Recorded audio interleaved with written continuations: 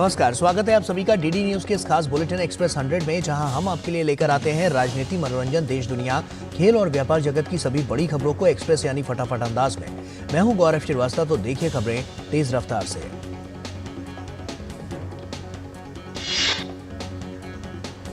प्रधानमंत्री नरेंद्र मोदी आज फिनटेक से संबंधित global thought leadership platform infinity forum के दूसरे संस्करण को वीडियो कॉन्फ्रेंसिंग के माध्यम से संबोधित करेंगे। Global thought leadership platform infinity forum के दूसरे संस्करण में विदेशी विश्वविद्यालयों के कुलपति और विदेशी दूतावासों के प्रतिनिधि भी शामिल होंगे। प्रधानमंत्री मोदी आज वीडियो कॉन्फ्रेंसिंग के माध्यम से विकसित भारत संकल्प यात्रा के लाभार्थियों से संवाद करेंगे। कार्यक्रम में देश भर से हजारों लाभार्थी वर्चुअल रूप से शामिल होंगे। पीएम की लाभार्थियों से संवाद के दौरान पूरे देश के 2000 से अधिक संकल्प यात्रा वैन, हजारों कृषि वैज्ञानिक केंद्र और सामान्य सेवा केंद्र भी जुड़े रहेंगे। केंद्रीय मंत्री, सांसद, विधायक और स्थानीय स्तर के प्रतिनिधि भी मौजूद होंगे। 15 नवंबर को झारखंड के खूंटी से शुरू की गई विकसित भारत संकल्प यात्रा देश भर में नागरिकों के साथ संबंधों को बढ़ावा देने वाला एक परिवर्तनकारी अभियान बनकर उभरी है। आंकड़ों के मुताबिक 7 दिसंबर 2023 तक विकसित भारत संकल्प यात्रा 36,000 से अधिक ग्राम पंचायतों तक पहुंच चुकी है और 1 करोड़ से अधिक नागरिकों की भागीदारी इसमें देखी गई है। भारत का सबसे अधिक आबादी वाला राज्य उत्तर प्रदेश 37 लाख से अधिक लोगों की भागीदारी के साथ विकसित भारत संकल्प यात्रा में सबसे आगे है। यूपी के बाद महाराष्ट्र में 12,07,000 और गुजरात में 11,58,000 लोगों ने विकसित भारत संकल्प यात्रा में भाग लिया। विकसित भारत संकल्प यात्रा को जम्मू कश्मीर में भी जोश भरा स्वागत मिला है। यहां से अब तक 9 लाख से अधिक लोग इसमें हिस्सा ले चुके हैं। संकल्प यात्रा के पहले सप्ताह के दौरान 5 लाख नागरिकों की भागीदारी देखी गई। उपराष्ट्रपति जगदीप धनखड़ आज राजस्थान के बांसवाड़ा, उदयपुर और जयपुर का दौरा करेंगे। गोविंद गुरु ट्राइबल यूनिवर्सिटी में छात्रों और शिक्षकों के साथ संवाद करेंगे। प्रधानमंत्री नरेंद्र मोदी को ताजा ग्लोबल लीडर अप्रूवल रेटिंग में सर्वोच्च स्थान मिला है। वैश्विक नेताओं के बीच प्रधानमंत्री मोदी की दुनिया में सबसे ज्यादा 76% अप्रूवल रेटिंग है। पीएम गति शक्ति पहल के तहत झारखंड में 127 किलोमीटर तक फैली ग्रीनफील्ड रेलवे लाइन और पश्चिम बंगाल में एक ब्राउनफील्ड रेलवे लाइन की समीक्षा की गई। 300 किलोमीटर से अधिक की लंबाई वाली 2 संयुक्त सड़क परियोजनाओं की भी समीक्षा हुई। रेल मंत्रालय द्वारा रेल सागर कॉरिडोर कार्यक्रम पर भी बातचीत हुई। साथ में मल्टी मॉडल कनेक्टिविटी के महत्व पर भी विशेष जोर देने के साथ ही राष्ट्र निर्माण में इन परियोजनाओं की महत्वपूर्ण भूमिका को रेखांकित किया गया। पीएम मोदी ने कहा कि हमारे देश के जीवंत लोकतंत्र के कारण भारत की समृद्ध सांस्कृतिक विरासत और विविधता पैदा हुई है। पीएम मोदी के अनुसार कला, वास्तुकला और संस्कृति तभी समृद्ध होती है जब अभिव्यक्ति की स्वतंत्रता होती है। बहस और चर्चा की परंपरा से विविधता निखरती है। आत्मनिर्भर भारत सेंटर फॉर डिजाइन के उद्घाटन अवसर पर प्रधानमंत्री मोदी ने कहा कि अद्वितीय संकेतों को मुख्यधारा में लाने के लिए एक मंच प्रदान करेगा। शिल्पकार डिजाइन और विकास का ज्ञान हासिल करेंगे, साथ ही डिजिटल मार्केटिंग भी सीखेंगे। प्रधानमंत्री मोदी ने कहा कि अंतर्राष्ट्रीय संग्रहालय, एक्सपो, पुस्तकालय महोत्सव जैसे सांस्कृतिक कार्यक्रमों के माध्यम से भारत वैश्विक सांस्कृतिक पहल को संस्थागत बनाने का प्रयास कर रहा है। भ्रष्टाचार पर नकेल कसने की अपनी कार्रवाई को याद दिलाते हुए प्रधानमंत्री ने कांग्रेस सांसद धीरज साहू पर तीखी टिप्पणी की। प्रधानमंत्री ने लिखा कि जनता से जो लूटा है उसकी पाई लौटानी पड़ेगी, ये मोदी की गारंटी है। केंद्रीय मंत्री स्मृति ईरानी ने कहा कि प्रधानमंत्री मोदी की गारंटी है कि जनता का पैसा जनता और राष्ट्र के विकास के लिए लौटाया जाएगा। उन्होंने कांग्रेस से सवाल पूछा कि वो करोड़ों की कैश बरामदगी पर चुप क्यों है। बीजेपी सांसद निशिकांत दुबे ने कांग्रेस पर हमला बोलते हुए कहा कि भ्रष्टाचार और काले धन के इस बड़े भांडाफोड़ का जवाब कांग्रेस और राहुल गांधी को देना ही होगा। भाजपा ने भी कांग्रेस सांसद के घर से बड़ी नकदी मिलने पर पार्टी को घेरा है। कहा है कि देश की जनता उन्हें कभी माफ नहीं करेगी। झारखंड में भाजपा के प्रदेश अध्यक्ष बाबूलाल मरांडी ने कहा है कि धीरज साहू से कड़ाई से पूछताछ होनी चाहिए ताकि इसमें शामिल अन्य लोगों का भी खुलासा हो सके। धीरज साहू एक बड़े उद्योगपति हैं और शराब बनाने वाली company Baldev Sahu and group of company से जुड़े हैं। इस कंपनी में कांग्रेस सांसद धीरज साहू के अलावा उनके परिवार के राजकिशोर साहू, स्वराज साहू और परिवार के अन्य सदस्य शामिल हैं। आयकर विभाग ने Baldev Sahu and group of companies के कई खातों को फ्रीज कर दिया है। वहीं कयास लगाए जा रहे हैं कि इस मामले में ईडी भी शामिल हो सकती है। टीएमसी सांसद महुआ मोइत्रा की संसद सदस्यता खत्म होने के बाद से राजनीति तेज हो गई है। एक और बीजेपी इस फैसले को सही ठहरा रही है, वहीं विपक्ष इसे अनुचित मान रहा है। टीएमसी सुप्रीमो ममता बनर्जी ने महुआ मोइत्रा के लोकसभा से निष्कासन को संसदीय लोकतंत्र के साथ विश्वासघात बताया। कहा कि ये संसदीय लोकतंत्र के लिए शर्म की बात है। बीजेपी सांसद लॉकेट चटर्जी कहती हैं कि महुआ के साथ कांग्रेस इसलिए खड़ी है क्योंकि इंडी गठबंधन में बिखराव को रोकना उसका मकसद है। राजस्थान, मध्य प्रदेश और छत्तीसगढ़ में सभी को मुख्यमंत्री के नाम का बेसब्री से इंतजार है। कहा जा रहा है कि पर्यवेक्षकों की नियुक्ति के बाद अगले हफ्ते तक तीनों राज्यों को मुख्यमंत्री मिल जाएंगे। बीजेपी पर्यवेक्षकों का दल रविवार या सोमवार को जयपुर आ सकता है और उसी दिन विधायक दल की बैठक होगी। माना जा रहा है कि 15 दिसंबर तक राजस्थान में मुख्यमंत्री के शपथ ग्रहण की संभावना है, क्योंकि 16 दिसंबर से मलमास प्रारंभ हो रहा है। और वक्त यहां पर एक छोटे से ब्रेक का है, जल्द लौटते हैं। साल, बरस और सदी नहीं, एक युग गुजर जाएगा। उम्र न पूछो वंडर की, जब फर्क नजर आएगा। वंडर सीमेंट, फर्क नजर आएगा। मेरा काम वाइंडिंग का है, रिपेयरिंग का करता हूँ, मजदूरी का लाइन है। अब आज तो मेरा शरीर काम कर रहा है, कल मेरा शरीर नहीं काम करेगा तो मुझे कौन सपोर्ट करेगा।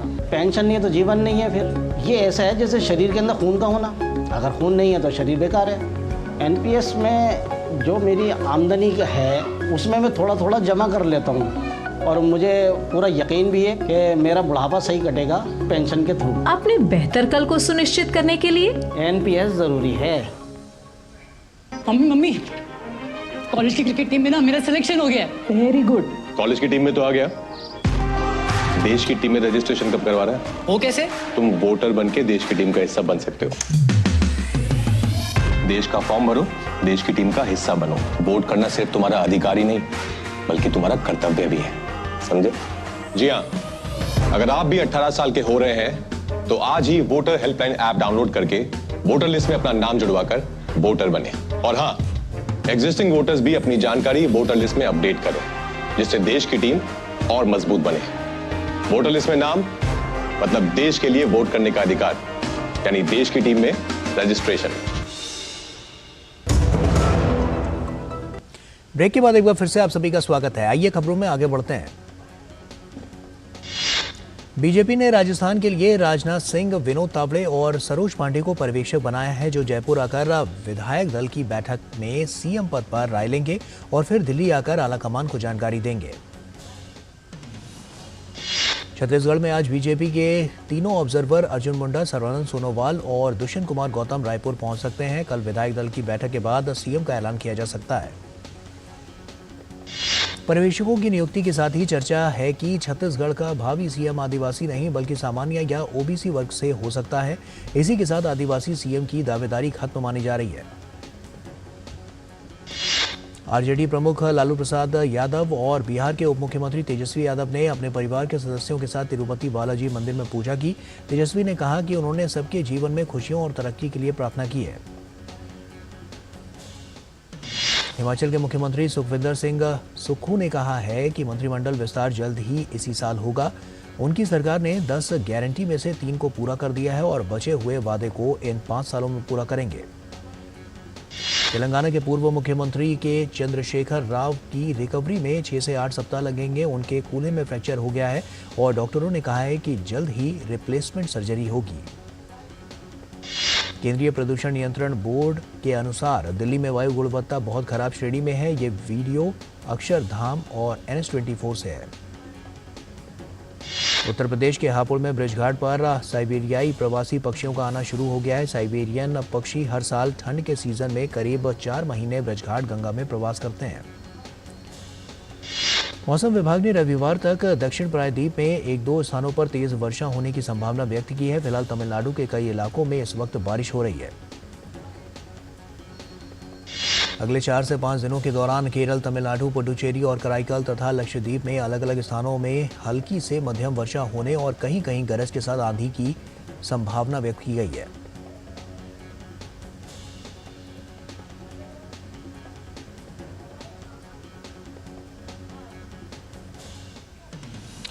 मौसम विभाग के अनुसार 11 दिसंबर तक पंजाब, हरियाणा, पूर्वी उत्तर प्रदेश, बिहार समेत पूर्वोत्तर राज्यों में सुबह घना कोहरा छाए रहने का अनुमान है।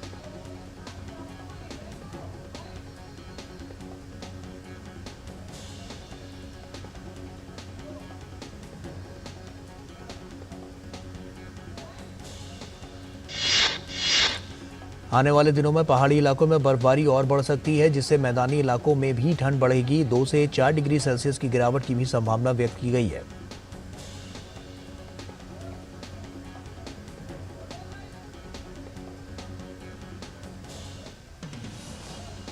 भगवद गीता में दिए गए विश्व कल्याण के महत्व पर चर्चा के लिए ब्रह्म कुमारी संस्था द्वारा गुरुग्राम में 3 दिवसीय सम्मेलन का आयोजन किया जा रहा है, जिसमें देश विदेश के साधु संत और विद्वान भाग ले रहे हैं।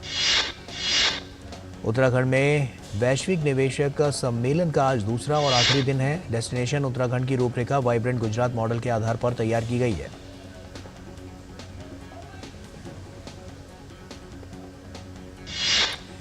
केंद्रीय गृह मंत्री अमित शाह आज उत्तराखंड वैश्विक निवेशक सम्मेलन के समापन समारोह में शामिल होंगे। आज सम्मेलन में कुल 8 सत्र होंगे।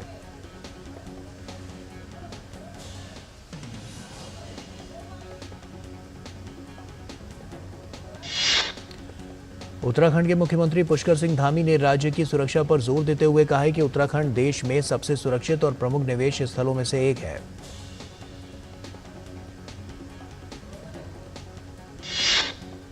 नई दिल्ली में 12 दिसंबर से 14 दिसंबर तक global partnership on artificial intelligence शिखर सम्मेलन 2023 की शुरुआत होने जा रही है। Global partnership on artificial intelligence शिखर सम्मेलन में एआई एक्सपो सहित कई महत्वपूर्ण सत्र होंगे। करीब 150 स्टार्टअप अपनी क्षमता का प्रदर्शन करेंगे।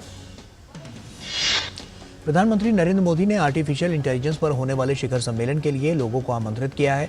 कहा है कि विषय नवाचार ही नहीं, मानव प्रयास की शक्ति का भी प्रतीक है। सरकार ने घरेलू उपलब्धता बढ़ाने के लिए अगले साल मार्च तक प्याज के निर्यात पर प्रतिबंध लगा दिया है, ताकि कीमतें नियंत्रण से बाहर ना हो। और वक्त यहां पर एक छोटे से ब्रेक का है, जल्द लौटते हैं।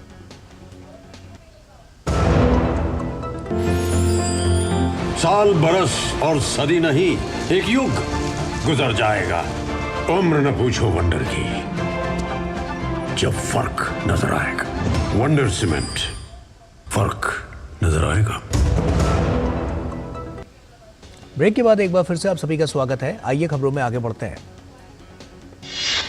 विदेश व्यापार महानिदेशालय ने एक अधिसूचना में कहा है कि प्याज के लिए निर्यात नीति को 31 मार्च 2024 तक प्रतिबंधित कर दिया गया है।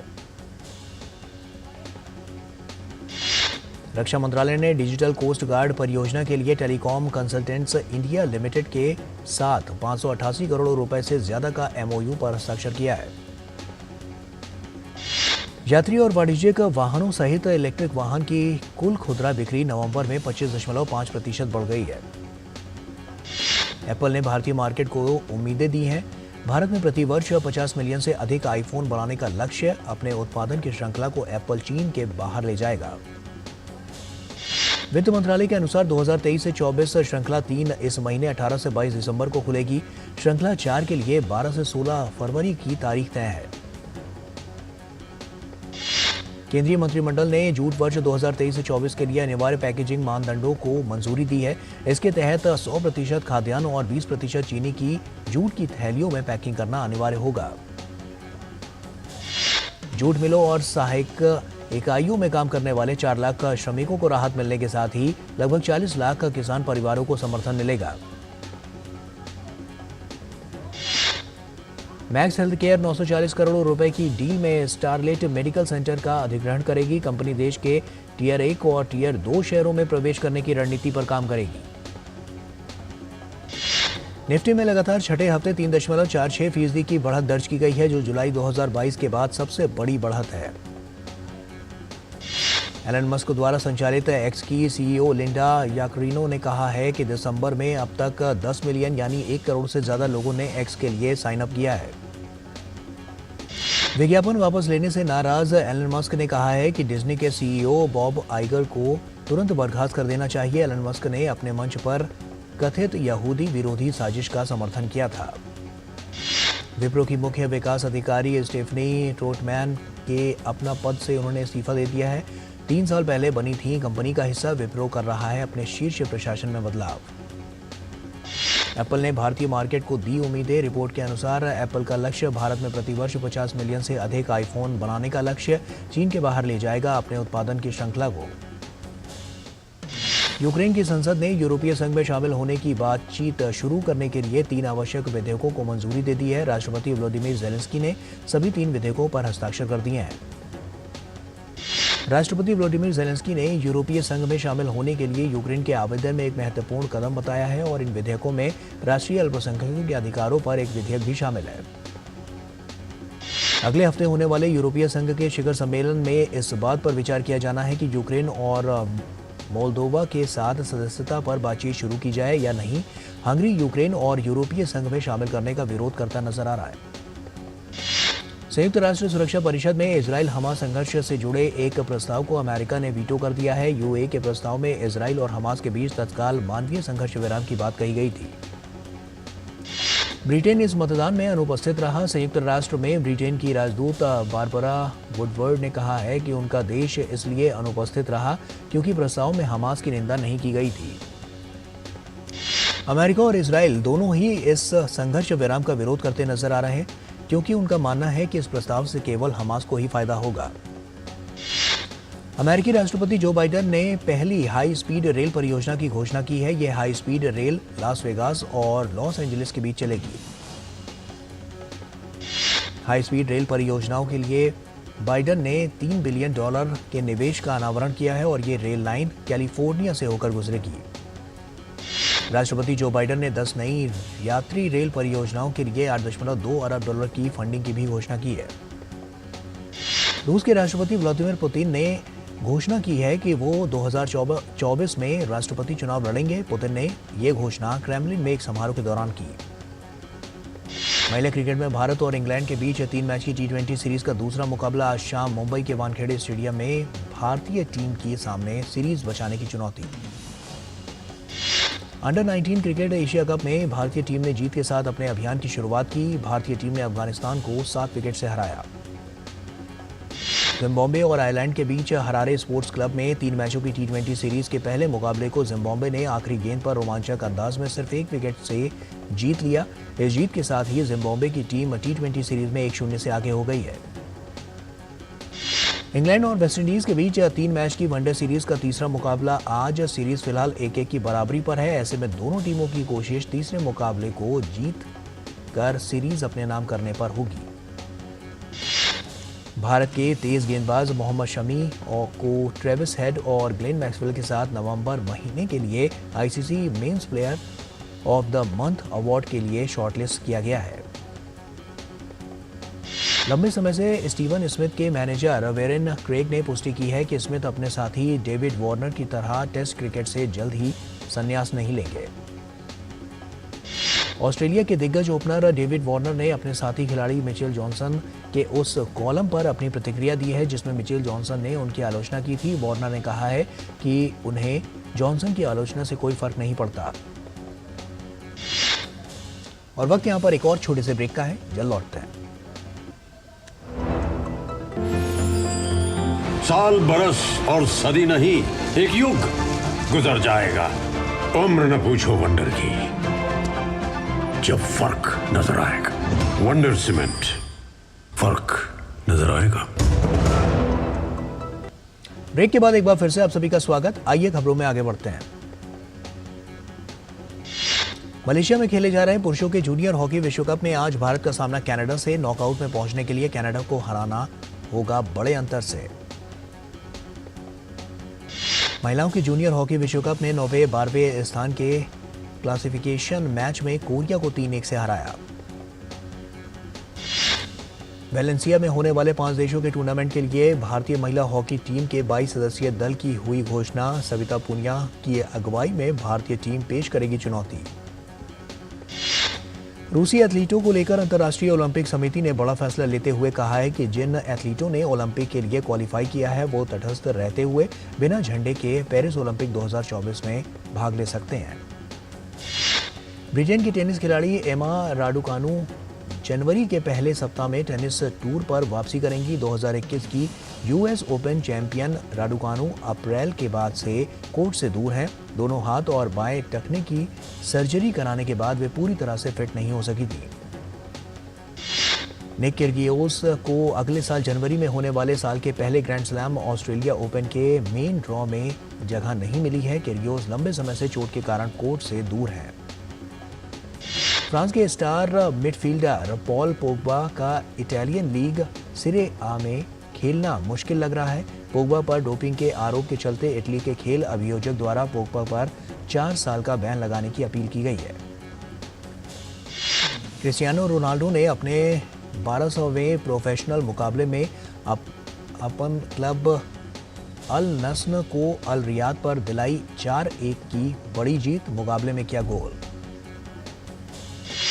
Masters champion Jon Rahm LIV golf की 2024 की सबसे बड़ी साइनिंग बन गए हैं।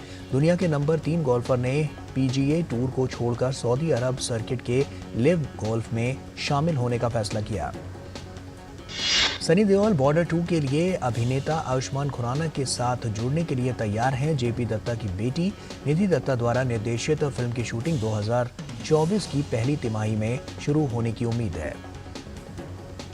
जॉनी लीवर, रजा मुराद, आदित्य पंचोली, राकेश बेदी जैसी बॉलीवुड हस्तियां मुंबई के दारा हाउस में अभिनेता नईम सैयद उर्फ जूनियर महमूद के अंतिम संस्कार में पहुंचे।